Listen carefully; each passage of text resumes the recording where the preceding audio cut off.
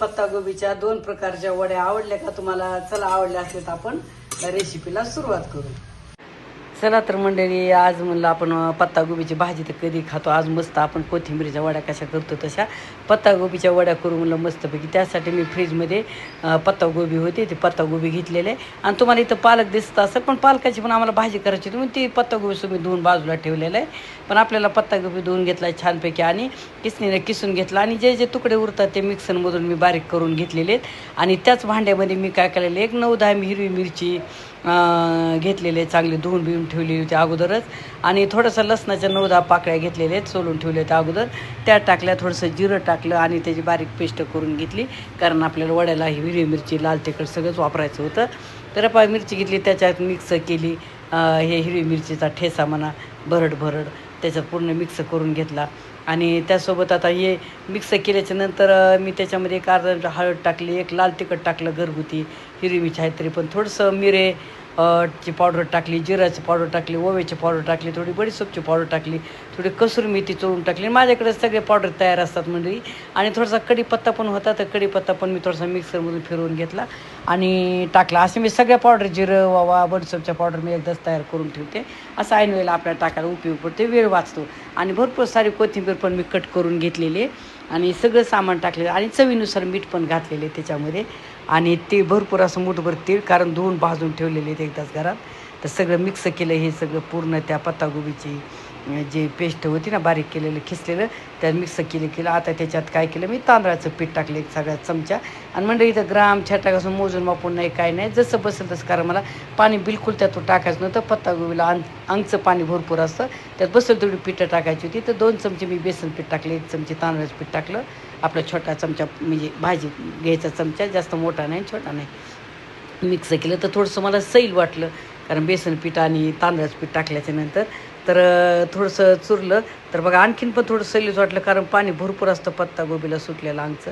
तर त्यामध्ये मी काय केलं, थोडंसं मग ह्याचं मक्याचं पीठ आहे माझ्याकडं, थोडंसं 1 चमचा मक्याचं पीठ टाकलं त्याच्यामध्ये. आणि कोथिंबीर भरपूर अशी टाकली. आणि म्हणजे बेसन पीठ टाकलं समजा 3 चमचे झालं. आणि शेवटी मक्याचं पीठ टाकलं 1 चमचा. चला म्हणलं छान आणखीन चव वाढते. आणि चांगलं मग घट्ट उंडा झाला. आता बिलकुल पाण्याचा कसाच वापर नाही याच्यामध्ये मंडळी. तर ह्या छानपैकी याचा गोळा तयार झाला. चला म्हणलं आता गोळा तयार झाला. आणि तिकडं मी तोपर्यंत गॅसवर काय केलं होतं, ही चाळणी आम्ही नाही का भुईमुगाच्या शेंगा उन्हाळ्यात भाजू चाळणीला असा काळा कलर आलेला आहे, चाळणीला तेल लावलं, इकडं कढईत तेल पाणी उकळायला ठेवलं होतं, त्यातमध्ये स्टँड ठेवलं, त्याच्यात ती चाळणीला तेल लावून त्याच्यात असे गोळे करून ठेवले, त्या ह्याचे लोंबक, आणि झाकण ठेवलं. तर पाहता बरोबर 9 वाजलेले आहेत, कारण 9ला 2 मिनटं कमी असताना मी तयारी केली होती. तर 9 वाजलेत बरोबर. आता हे 10 मिनिट ठेवायचं असं वाफायला. तर आपण 10 मिनिट बरोबर झाले. आणि आपण मी ताट काढलं, तर मस्तपैकी ते लंबक असे जे होते ना त्याचे पत्तागोबीचे गोळे, तर इतके छान वापरले होते बघा 10 मिनिटमध्ये. आणि गॅस जास्त फुल नव्हता आणि कमी पण नव्हता, थोडासा मध्यम होता चांगला. तर आपण मस्तपैकी 4 ते 5 इथं त्याचे गोळे, तर ते चांगले वापरले. तर म्हणलं चला चाकूच्या साहाय्याने आपण ते उकडलं का पाहू म्हणलं. तर मी चाकू घातला तेव्हा बिलकुल चाकू असा खरकडा झाला नाही, भरला नाही. म्हणजे याचा अर्थ ते आपले पत्तागोबीचे गोळे ते छानपैकी उकडून निघले. मी थंड करायला पुन्हा काढून घेतले, गॅस बंद केला थोडा वेळ, आणि आपण छानपैकी ठेवली. मी थोडी फॅन खाली पण ठेवली 5 मिनिट. पण म्हणलं चला लवकर थंड व्हायचं नाही, म्हणून मी काय केलं, एक ताट घेतलं आणि ते गरमच गोळे हाताने ताटात काढले हाताने. तर बघा थोडंसं माझ्या हाताला पण पोळत होतं. तर मग मी काय केलं, सगळे काढले ताटात. तर म्हणलं चला फॅन खाली लवकर हे थंड होतात म्हणलं. तर ह्या बघा असे 4-5 गोळे आहेत बघा हे असे. तर मग थंड करा म्हणलं. थंड झाले की मला आपल्या पटकन कट करता येते. आणि हे बघा मी चाललं थंड झाले की मस्त चाकूनं कट केले. ते आपण थोडंसं एखादी वडी थोडीशी तुटली, पण आपण मस्तपैकी अशा वड्या पाडल्या छानपैकी. तर मी काय करणार आहे म्हणजे, हे अर्ध्या वड्या मी अशा तळून घेणार आहे आणि अर्ध्या अशा फ्राय करणार आहे, शॅलो फ्राय. कारण घरातले म्हणतात, ओरडतात जास्त तेलकट करत जाऊ नको म्हणलं. पण चला आपण म्हणलं थोडंसं तळून घेऊ म्हणलं. इकडं तोपर्यंत तेल गरम करायला ठेवलं होतं. तेल चांगलं गरम झालं, त्याच्यामध्ये या वड्या सोडल्या. त्या पहा एवढ्या भारी अशा बिलकुल अशा फुटल्या नाहीत, काय नाहीत बा, इतक्या छान. आपण कोथिंबीरच्या वड्या तर कधी करतो भारी, म्हणलं चला असं वेगळं काय ते करण्यात आणि खाण्यात पण आनंद असतो. तर बघा मस्तपैकी छान असं कुरकुरीत होईपर्यंत मी मध्यम गॅसवर छानपैकी तळून घेतल्या घाणा मस्त. आणि मंडळी नाही खायला बिलकुल असं तेल धरलं नाही वड्याने, एकदम असं कोरडं हाताला तेल पण लागत नव्हतं हातात वडे घेतल्याच्या नंतर. चला एक घाणा झाला, म्हणलं आणखीन एक घाणा म्हणलं तळून काढा म्हणलं. ह्या पण दुसरा पण घाणा तळला. आता अर्ध्या वड्यात तळ्या अर्ध्या राहिल्या, म्हणलं आता याला आपण शालो फ्राय करू म्हणलं. तर त्यापैकी त्याच्यात मी काय केलं जास्त, आणि म्हणजे नाही का मी जास्त तेल टाकलं ना तळायला, तेल तळून उरलं ना तर तळलेलं तेल जास्त दिवस ठेवणे आणि खाऊनी पण चांगलं नसतं पोटाला.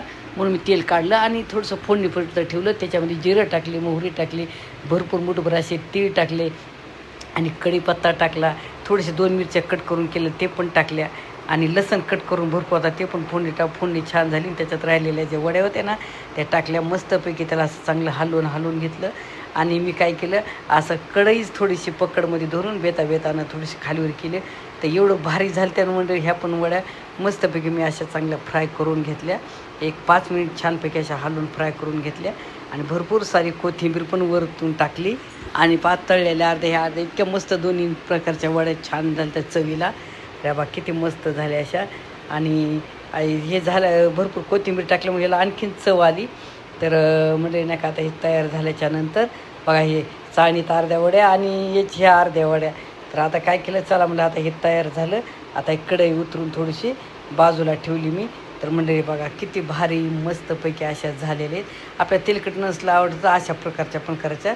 तर झाल्या आमच्या दोन्ही प्रकारच्या वड्या तयार. तळून केले ना तर आपण मस्त बघा बिलकुल हे का आहे का तेल हातात बिलकुल असं हाताला तेल लागेना. आणि बघा एकदम अशा कुरकुरीत झालेले.